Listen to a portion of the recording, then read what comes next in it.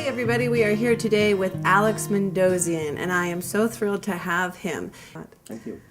If you're a parent, I'm a parent, if you're a parent, go to parent-teacher, day, night, and don't ask the same question that every single parent asks about their student, about their kids, right? Which is? Which is, what does little Johnny or Jane have to improve at? Okay. Okay, what are they really struggling with? And for the next 20 minutes, that teacher will only talk about the kid's weakness. And that kid for the next year, 10 years, for the rest of their lives, will only be focused on strengthening their weakness. And there lies the tragedy. Go instead for 20 minutes, this is what I do. What is Gabriel really good at? What is Brianna really good at? And the teacher will almost change his or her posture and say, gosh, you know, I'm glad you asked that because Gabriel is really good at this. And Brianna is really good at that. And you know what? You think that's the good part? The teacher now is focused on strengths. So what the teacher will focus on is what the strength of the child is for the rest of the year, or the rest of the semester, or the rest of the child's life at that school, and that child will only be motivated and influenced and persuaded to strengthen the strength. And they don't have to go through therapy later on, they don't have to create new models later on, they don't have to go through all the trouble and struggle probably we've gone through trying to strengthen our weaknesses. Well, you know, let's take that one step further, Alex, actually. I mean, as a parent myself, I absolutely love that idea, but I want to take it even further. I want to wake up every morning and be able to tell my child, this is what you are so great at. This is what you did so great. Or at night, you know, when we go to bed, maybe have it become a ritual, you know. What did you do today that was so great? Tell me about it. Talk about it. You know, and actually have them become more aware of their own strengths and weaknesses. It could be a daily conversation to motivate your children. And then as adults, when we get to that point where we have to write a 50 list of what we are great at, it won't be the struggle. There's no question. You're spot on. Could I share what we do at night and in the morning? Please, absolutely. Before my kids go to bed, I whisper in their ear what I appreciate most about them for the day. And then in the morning when we have breakfast, and that's the one time where we know for sure we can always eat because I do a lot of teleseminars, so dinner isn't always every single day I'm at the dinner table, which is so important. You know, have dinner together. The family that eats together stays together. Yes. So with everyone, we have this purple heart that my wife got from University of Santa Monica. She has a degree in spiritual psychology, a master's, and it's just beanbag, but it's a heart. And so each of us go round and round, and this was taught by a friend of mine. And I'll say, Brianna, what I appreciate most about you is, right? Amy, what I appreciate most about you is, Gabriel, what I appreciate most about you is, and then we give the heart to someone else. So Gabriel right now is 8 at the time of this recording, and Brianna is 6. So here's a boy appreciating his sister. It usually doesn't go like you want it to go, but this kid is amazing. Gabriel will say, Brianna, what I appreciate most about you is, you gave a piece of bubble gum. no, that you appreciate me. And so just going through that process, they start thinking. Now, we've had other kids attempt to do this, and they can't do it. Okay, so that's really great for the new generations then that are, you know, that are coming up.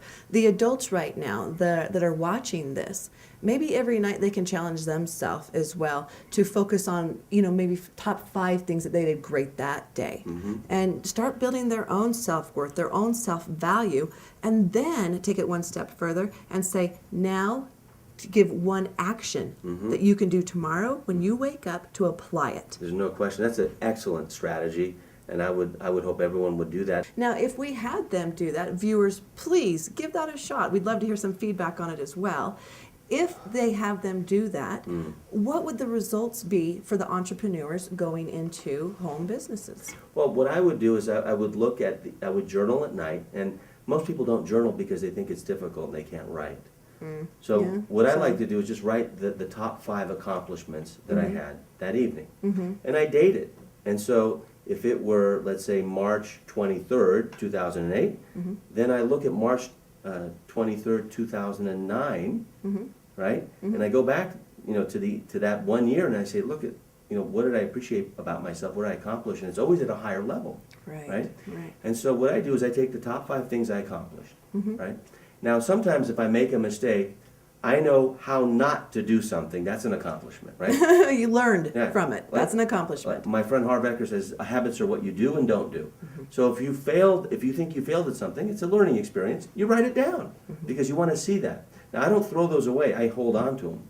And so on the other side of the page, so you did the 5 accomplishments, on the other side, I circle one of the ones on the front side, on the other side I write down my action item of what I'm going to do the next day to further the cause of my accomplishment. In other words, evolving the accomplishment from the previous day.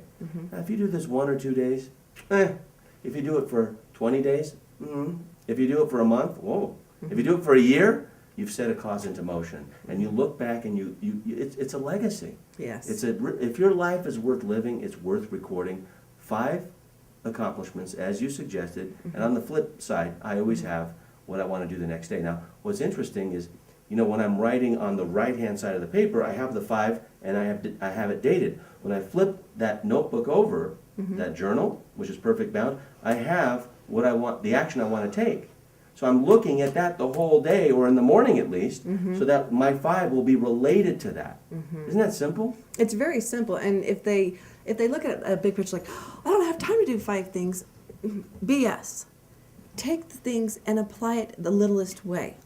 It takes one word to make something great. I got sometimes. 2 accomplishments right now. I went to the bathroom, and I had a drink of water. You accomplished something. I did. It could be that simple. I had 3 meals a day, okay? Or I avoided chocolate. Right. Okay, whatever it is, just write it down. It doesn't have to be life-changing for it to be an accomplishment. In fact, it's not an accomplishment if it's life-changing. It has to be a micro decision you make. The greatest entrepreneurs are the ones who make the most decisions. They're little micro decisions that are invisible every single day, but if they fail at that little decision, 1 decision out of 100, 1%. If you have to make 1 big decision, that's 100%. Fair enough, Alex. I really like where we are going with this. Now, I tend to wrap up every interview that I have with people with one question. You can answer this any way you want to, but what I would ask of you is that you answer just whatever comes to the top of your head. Please don't censor it. How about top of my heart? Top of your heart, Okay. I like that better, actually. Thank you. What's your truth, Alex? My truth is to get what I want with my family and my business, and to want what I have with my family and my business. Fair enough. I like that a lot. Thank you. All right, viewers, I would highly encourage you to start this assignment that Alex has challenged you with. Give us some feedback on it. And then, Alex, I'd like to have you back on the show at a later date, and let's get some feedback from everyone and teach them how to apply it even more from there. This was a monologue. That will be a dialogue with them. I love that. Actually, a trialogue. Trialogue. There you go. Thanks so much for being here today. Pleasure. All right.